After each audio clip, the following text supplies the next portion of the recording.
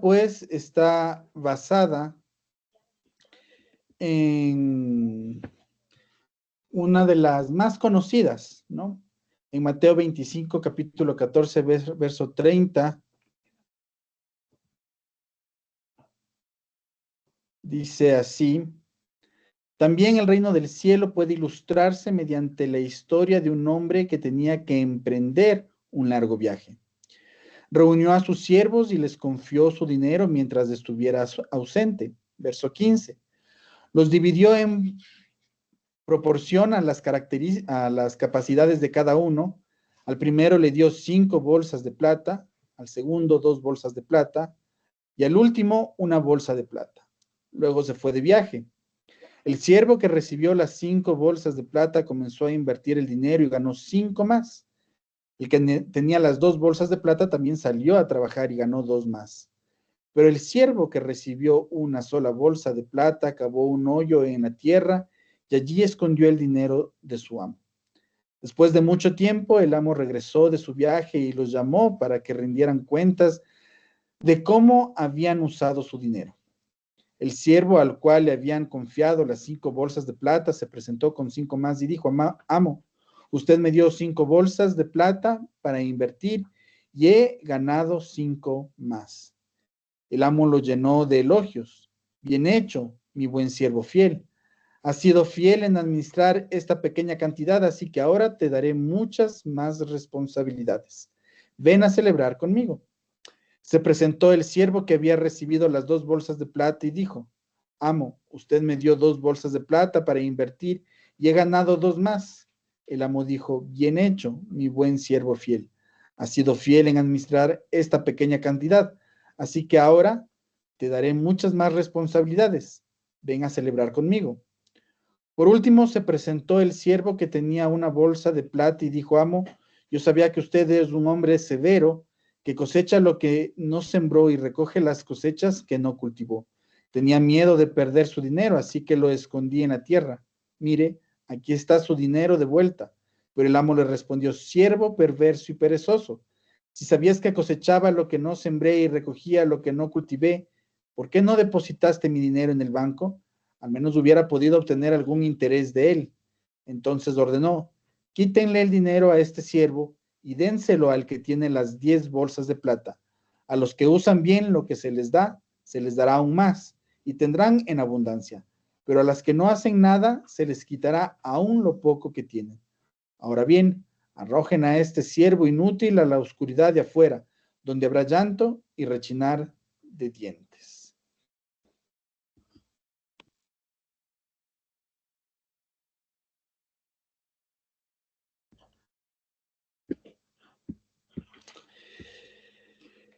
Jesús está hablando en esta parábola del reino y de su venida, que es una de las características que hemos ya mencionado que tienen las parábolas. Mencionarnos elementos específicos del reino de Dios, características del reino de Dios. Para ilustrar la responsabilidad que tenemos mientras esperamos, cuenta esta parábola. Un hombre se va lejos y confía sus bienes a 3 siervos. A uno le da 5 talentos, a otro 2 y a otros 1. Los 2 primeros negocian y duplican lo recibido. El tercero lo esconde por miedo. Cuando el Señor regresa, premia a los fieles y reprende al negligente. El centro del mensaje no es la cantidad de talentos, sino la actitud del corazón. ¿Qué hacemos con lo que Dios nos ha dado? Es la pregunta que quiero hacerles en esta mañana para poder reflexionar y al final, pues, de alguna manera, obtener esa conclusión. Y he preparado 4 puntos en esta mañana y el primero de ellos es que todo lo que tenemos es confiado, no propio. Y esto está basado en los versos 14 y 15, donde podemos leer que un hombre llamó a sus siervos y les entregó sus bienes. Esto es importante el que podamos nosotros comprender y entender que lo que tenemos es confiado, es prestado, que no es de nuestra propia autoridad. Y aunque podamos nosotros decir, bueno, yo me he esforzado por conseguir la casa, yo me he esforzado por conseguir este vehículo, me he esforzado por llegar hasta el puesto en el que me encuentro en el lugar donde trabajo. Como creyentes nosotros sabemos y tenemos la confianza de que absolutamente todo es por la voluntad de nuestro buen Dios. Los talentos no eran de los siervos, sino del Señor. Cada uno recibe según su capacidad, no por favoritismo, sino por su sabiduría. Y esto a veces lo traducimos específicamente en cuanto a los dones espirituales, ¿no es cierto? Y Dios nos otorga estos dones de acuerdo a nuestra capacidad también. Esto nos recuerda que todo lo que tenemos, dones, tiempo, recursos, es prestado por Dios de acuerdo a nuestras particularidades. Somos administradores, no dueños.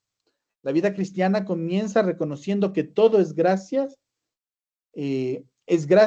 confiada por parte de Dios. Y aquí quiero compartir con ustedes algunos pasajes que respaldan este punto. Y el primero está en la primera carta a los Corintios, capítulo 4, verso 2, que dice, se requiere que los administradores, cada uno sea hallado fiel. Se requiere de los administradores de este aspecto de fidelidad, el poder confiar. Quizás nosotros en algún momento hemos sido parte de puestos importantes en cuanto a la administración. Dentro de nuestra iglesia hemos sido personas que han estado quizás en el área administrativa, en el secretariado de la congregación, o también hemos de alguna manera sido parte de la administración de nuestros hogares. Cuán importante es que nosotros podamos ser fieles a lo que se nos confía. Cuando se trataba de hacer algún memo, cuando se trataba quizás de hacer alguna carta para dirigirla a alguna otra organización religiosa, o como les mencionaba, dentro de nuestras habilidades y capacidades dentro del hogar, el poder administrar de manera correcta los recursos que se nos daba, no para despilfarrarlo quizás con una libra de carne en algún centro comercial donde los precios son exorbitantes, sino quizás ir y buscarlo en el mercado donde los precios probablemente son más accesibles. Y eso es justamente parte de esa fidelidad, de que los administradores deben tener esta característica importante. El Salmo 24, verso 1 dice, del Señor es la tierra y su plenitud. Debemos nosotros reconocer que todo lo que existe en este planeta le pertenece a Dios. Aún con nuestro sacrificio y esfuerzo, todo le pertenece a Él. Así que, ¿vivimos como dueños o como mayordomos? ¿Estamos usando lo que Dios nos dio para su gloria? ¿Cuál es nuestra posición? El segundo punto que quiero compartir con ustedes dice, la fidelidad se muestra en la acción, no en la excusa. Y eso está basado en el verso 16 y 18 de la parábola que leímos. El que había recibido 5 talentos fue y negoció, dice otra versión. Los 2 primeros siervos actúan con diligencia y multiplican lo recibido. El tercero, por miedo, lo entierra. Su problema no es falta de talento, sino falta de confianza. Dios no espera que hagamos lo mismo que otros, sino que seamos fieles con lo que tenemos. Y el principio que quiero que pueda de alguna manera gobernar lo que estamos nosotros preparando en este segundo punto es que la fidelidad no se mide por resultados espectaculares, sino por la obediencia activa a Dios. A veces nosotros estamos muy esperanzados en este aspecto de, bueno, ¿qué estamos haciendo para evangelizar? ¿Cómo sabemos que estamos haciendo bien las cosas como iglesia? Ah, es que estamos creciendo. Y de 5 personas ya llevamos 20, y de 20 llegamos a 100, y de 100 ya tenemos 1500. Ah, entonces aquí sí estamos haciendo bien las cosas. Aquí sí estamos compartiendo el evangelio. Aquí sí hay mover del espíritu. Pero es importante comprender esto. La fidelidad no se mide por resultados espectaculares, sino por una obediencia activa. ¿Qué tan obedientes somos nosotros con lo que Dios nos ha permitido tener? Dones, talentos, recursos, tiempo. Santiago capítulo 2, verso 17 dice, la fe, si no tiene obras, está muerta. Podríamos tener una iglesia sumamente grande, podríamos tener un ministerio sumamente impactante, internacional, pero si a la final nuestra fe no está en reconocer que Dios es el dueño de todo esto. ¿De qué sirve probablemente el tener el ministerio fabuloso que muchos sueñan con tener? ¿De qué sirve si estamos más concentrados en ese elemento espectacular que en realmente acompañar a una persona día a día, minuto a minuto, en este encuentro especial con Dios? Colosenses capítulo 3, verso 23 dice, todo lo que hagáis, hacedlo de corazón como para el Señor. Esta es una frase que muchos jefes cristianos lo utilizan en contra de sus trabajadores, lastimosamente. Recuerdo que en una empresa donde pude trabajar, la dueña de la empresa nos repetía esto muy seguido. Deberíamos hacer las cosas como para el Señor. Entonces, quédense 1 hora más, 2 horas más fuera de la jornada laboral. Y claro, no había este pago por el tiempo extra. Y la cosa no va por ahí cuando utilizamos este pasaje. La cosa es poder meditar cómo yo estoy acompañando a las personas con las que interactúo todos los días. Vecinos, madres de familia, compañeros de trabajo. Cuando yo estoy quizás ayudándoles a que sepan cómo manejar la computadora, cuando yo estoy de alguna manera apoyando en la administración de los recursos del curso o del grado de uno de nuestros hijos, ¿lo estoy haciendo como para el Señor de corazón? ¿O cuál es la razón que me motiva a hacer estas cosas? ¿Estamos paralizados por miedo o actuando con fe? ¿Qué dones hemos enterrado por inseguridad? Les he comentado varias veces que mi mentora en sanidad integral, tenemos reuniones los días sábados en la mañana, y él sabe contarme que en su don de discernimiento de espíritus, siempre le ha dicho a Dios que no le gusta ese don, porque no le gusta lo que observa, no le gusta aquello que puede ver en este mundo espiritual. Pero ella no tomó la decisión de guardar este don y no lo voy a utilizar y no lo quiero ver y no quiero hacer esto, sino que más bien ha aprendido con el paso del tiempo a cómo utilizar este don para fortalecer la iglesia de Cristo, para poder de alguna manera edificar a las personas que están pasando por ciertas particularidades. Ahora, quizás nosotros estamos más concentrados en poder tener este tipo de dones muy llamativos, donde lenguas, donde discernimiento de espíritus, pero hablamos también de otros dones, del don de servicio, el don de exhortación, esa habilidad y ese talento para la intercesión. ¿Cómo lo estamos manejando? ¿Estamos escondiendo este don bajo la tierra por miedo a lo que quizás Dios podría hacer con aquello que nos ha dado?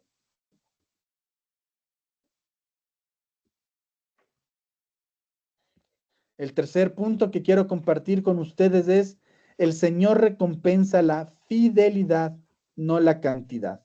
Y esto lo vemos en el verso 23, 19 y 23 del pasaje que leímos. Bien, buen siervo y fiel. Sobre poco has sido fiel, sobre mucho te pondré. Una parte y un extracto de la Biblia conocido por muchos, utilizado por muchos, en muchos aspectos y en muchos escenarios de nuestra vida. El elogio es el mismo para el que tenía 5 y para el que tenía 2 talentos. No hace esta distinción de, qué bueno, tú siervo el primero que me has dado mucha más retribución de lo que yo te di. La recompensa es la misma y el trato es el mismo tanto para el que duplicó y dio 5 talentos como para el que tenía Dios. Dios valora la fidelidad, no la cantidad, y no hace una comparación con respecto a esto. La recompensa incluye mayor responsabilidad y gozo en la presencia del Señor. Servir bien en lo poco abre puertas para lo mucho. Y este es uno de los ejemplos que yo siempre le utilizo a mi esposa, porque recuerdo que cuando estábamos novios en la segunda temporada, si mal no me equivoco, o en el primer año de matrimonio, ella reclamaba mucho el haber apoyado en una organización religiosa que no le dio contrato, no tuvo afiliación al IES y quería seguir una maestría, y claro, en la maestría le pedían una comprobación de de todos los años de experiencia que había ya acumulado hasta ese entonces. Y como no tenía este tipo de elementos el mecanizado del IES, no tenía quizás el contrato, no tenía un certificado por parte de la organización en la que ella colaboraba, pues no le permitieron continuar con la maestría. Y ella de alguna manera se sentía frustrada, recuerdo en ese entonces. Y cuando comenzó a buscar trabajo, un trabajo quizás más formal, si cabe el término, que pudiera darle este contrato, estas prestaciones como trabajadora, ella tuvo varias entrevistas y había esta sensación de tengo que ver o tengo que buscar trabajo como asistente de gerencia y me pagan muy poco, no me pagan lo que representa todo lo que he aprendido. Y yo le decía, bueno, es cuestión de iniciar nuevamente, de alguna manera empezar desde cero y de alguna forma ir recopilando nuevamente toda esta experiencia que quizás esta otra organización no te pudo reconocer o no te puede reconocer por un mal manejo del personal que trabaja y labora ahí. Así que entró ya bajo la gracia de Dios a un puesto de secretariado que no era muy reconocido, creo, en algunas de las funciones. Sin embargo, ella en esa fidelidad de lo poco, de organizar muy bien todo el escritorio del computador, las carpetas, los documentos, ese aspecto de servicio que ella tenía y tiene. Recuerdo que me contaba historias del pequeño bar que ella ponía, el azuquitar, las cucharas del café, y eso como que de alguna manera fue siendo captado por su jefa. Y su jefa comenzó a darle más y más responsabilidades hasta que luego organizó un taller, si mal no me equivoco, y eso le abrió puertas para luego llegar a la parte administrativa del decanato en la facultad en la que ella trabaja, y eso también le permitió, de alguna forma, abrir puertas para la docencia. Y es interesante porque recientemente ella me contaba. Yo le decía, debes estar muy atenta a cómo tus estudiantes reaccionan contigo y lo que los profesores y docentes también van a estar viendo de ti. Y ella me decía que estudiantes del semestre anterior se acercaron este semestre con regalos, flores, si mal no me equivoco. Y hubo este reconocimiento por parte de los estudiantes de mi esposa. Y una de las docentes decía la importancia de este acto.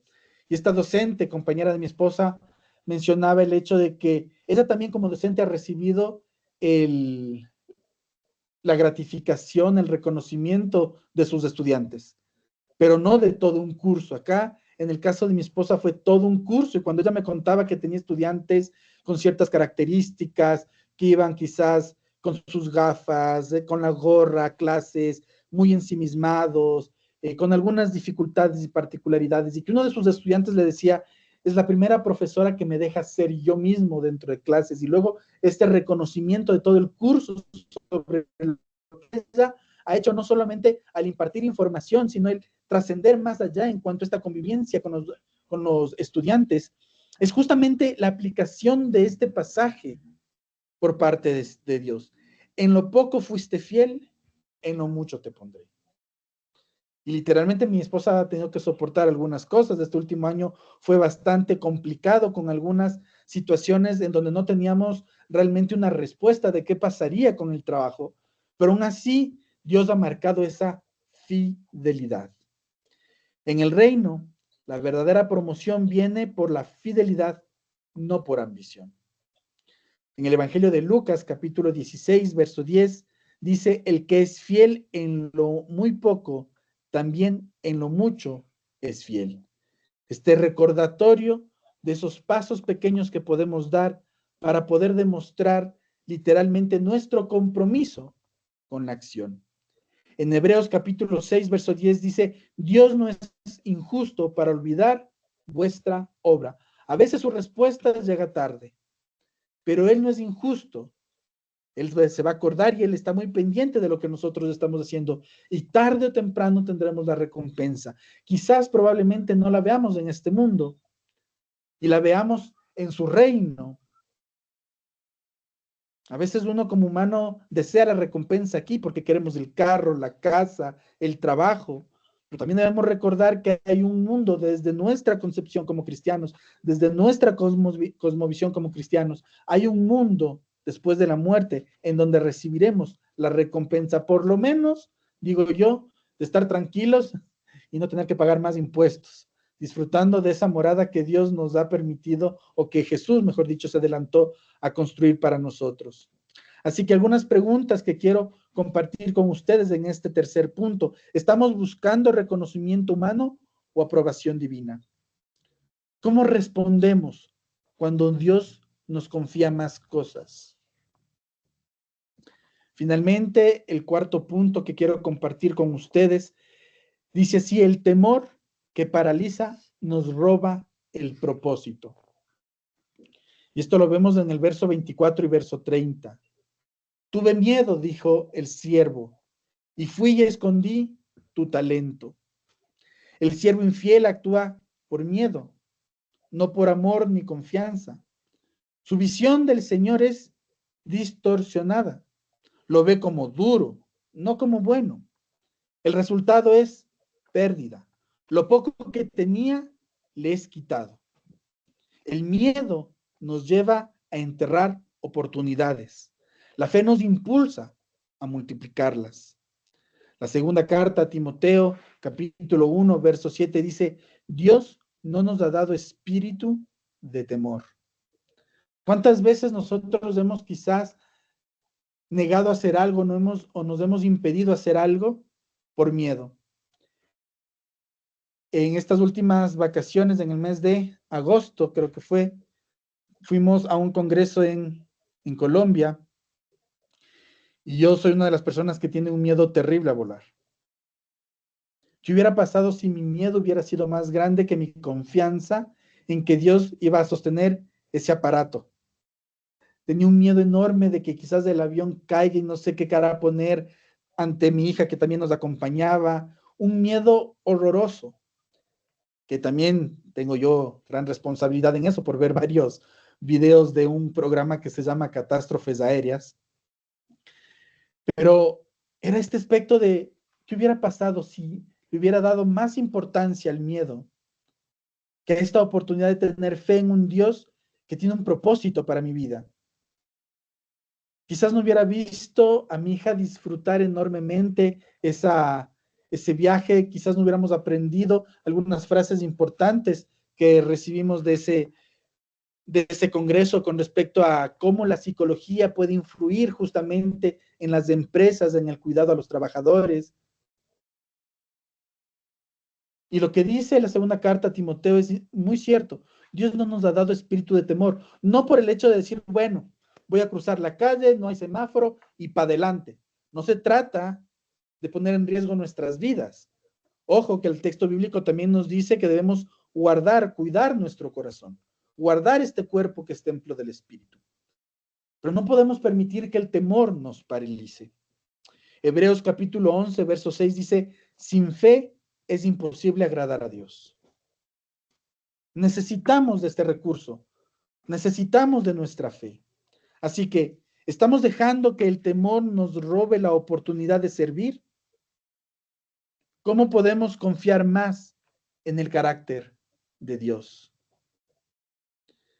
Y esto me lleva a esta conclusión. Cuando la espera se convierte en oportunidad. Esta parábola no trata de dinero, sino de responsabilidad espiritual. Dios nos ha confiado dones, tiempo y recursos para su gloria. La pregunta no es cuántos talentos tienes, sino qué estás haciendo con ellos. ¿Estás siendo fiel en lo poco? ¿Qué dones necesitas desenterrar hoy? ¿Puedes confiar en que el Señor es bueno y actuar con fe? Padre, gracias te doy por esta noche, gracias te doy por este tiempo. A ti honra y gloria, Señor. Permite que lo que nos has dado podamos utilizarlo, lo mucho o lo poco, a nivel físico, a nivel emocional, a nivel espiritual, Que podamos nosotros decir, esto es lo que tú me diste, y con lo que tú me diste, hice esto, por fe. Tengo miedo de hablar a personas porque me da pavor escénico, no sé cómo iniciar una conversación. Pues iré practicando poco a poco, quizás en el espejo, Señor, pero lo haré y me arriesgaré porque confío en que tú me cuidas, me guías, me proteges. Honra y gloria solo a ti, Señor. Por los siglos de los siglos oramos. Amén y amén. Amén.